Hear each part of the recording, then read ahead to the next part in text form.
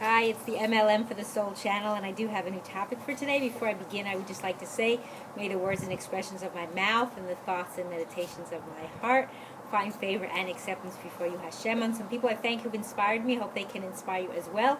And I will have links below this video to their sites. They are Rabbi Shalom Arush, Rabbi Lazer Brody, Rabbi Yosef Mizrahi, Rabbi Eli Mansour, Rabbi Alon Anava, Rabbi Yuval Ovadia, Rav Daniel Asore, Nisan Baruch Black, David Sachs, Rabbi Michael Skobach, Jews for Judaism, Rabbi David Asher, and Rabbi Ron Reuven. As well, if you've never checked out this channel before, I will have a link right below this video to my first video that explains what M.L.M for the Soul means, what it stands for, and what I am doing.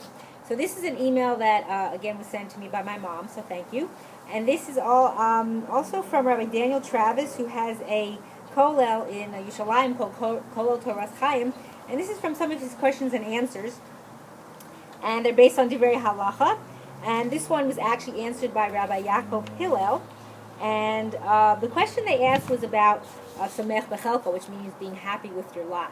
So the question they asked was that I've heard many people say that a Jew's obligation to be Sameyach Bechelko, happy with his lot, applies to his spiritual life as well, and that a person should therefore learn to be happy with his spiritual condition. Yet we are always hearing that we should not be satisfied with our spiritual condition, but should always be striving to improve. So how can both positions be true? So again, this was answered by Rabbi Yaakov Hillel.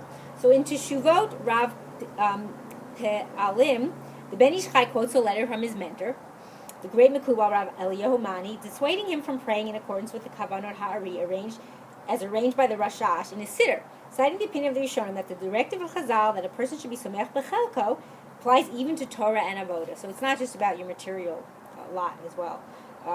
Furthermore, concludes Rabbi Mani, citing the Sefer HaTanya, one who wishes to go beyond his spiritual level and does not quench his thirst with what he already knows resembles one who sits in the middle of a river yet requests water to drink. Surely a source of derision for him and not a source of honor. Meaning, you have the river there for all that you could indulge in as far as your thirst, but yet you're asking for water to drink, right? So that doesn't make sense.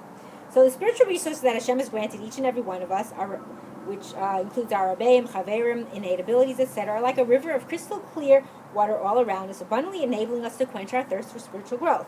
When we appreciate these gifts, we are fulfilling the words of Chazal to be Sameyach Bechelko, I should say, by bettering ourselves using the faculties available to us instead of looking around for other resources that we were not given, complaining as if there is, quote, no water to drink. So this is the meaning of the verse in Mishlei. Wisdom is before the wise man, but the eyes of the fool gaze at the ends of the earth. Meaning that a wise person sees opportunities to learn staring him in the face, wherever he is, but a fool always thinks he can't possibly succeed without a different chavrus, a different yeshiva, other people's abilities, etc., and so he despairs out of his conviction that wisdom and growth are always somewhere else. That's like the expression you may have heard, the grass is always greener on the other side, meaning you don't want to look in your own space, it's somewhere else, it's better.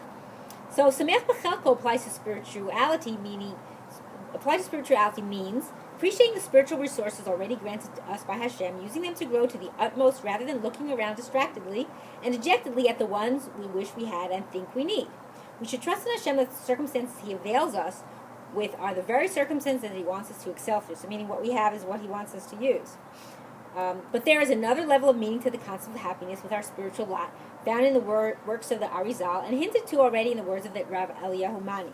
The Arizal states that it is crucial for our spiritual success that we derive satisfaction and contentment from our genuine spiritual level, rather than trying to, quote, jump to levels beyond our own. So one who attempts to jump to a level that is too high for him, or to descend below his true spiritual level in order to reach and influence others, will not find fulfillment and success in a place where he does not belong.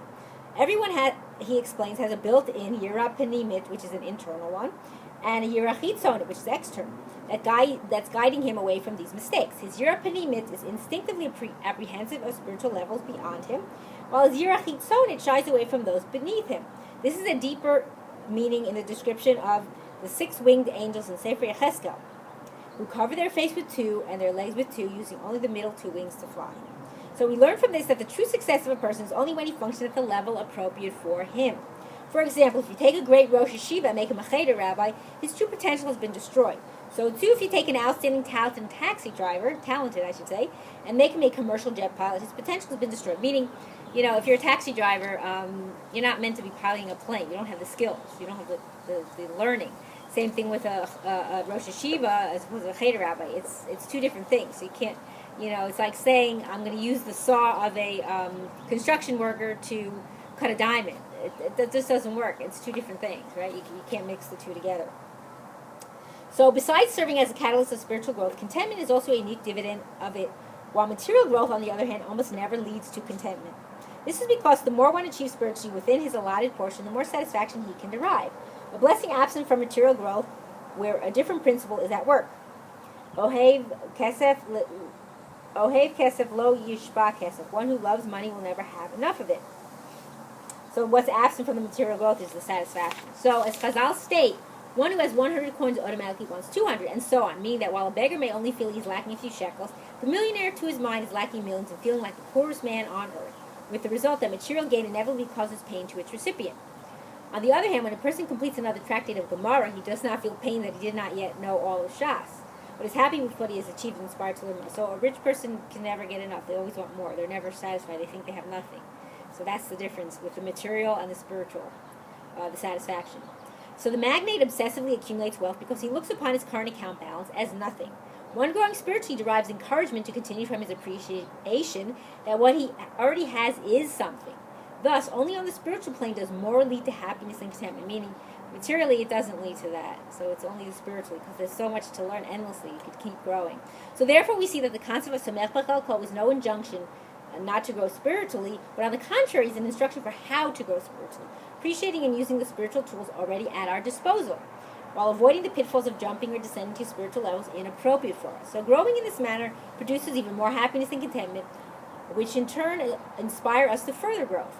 Obviously, if a person feels strongly that where he is isn't the ideal place for him to go further, he should take advice from his rebbeim as to whether he should make any changes. Meaning, if you see that things aren't really, working in the way you hope they would for your own spiritual growth, then you should consult with someone. So I hope we all can be Sameyach b'chelko, especially in our spiritual growth, and that we all will merit to live and see the coming of Mashiach speedily in our days, and the rebuilding of our final and everlasting Beis HaMikdash. Amen, and thank you for watching.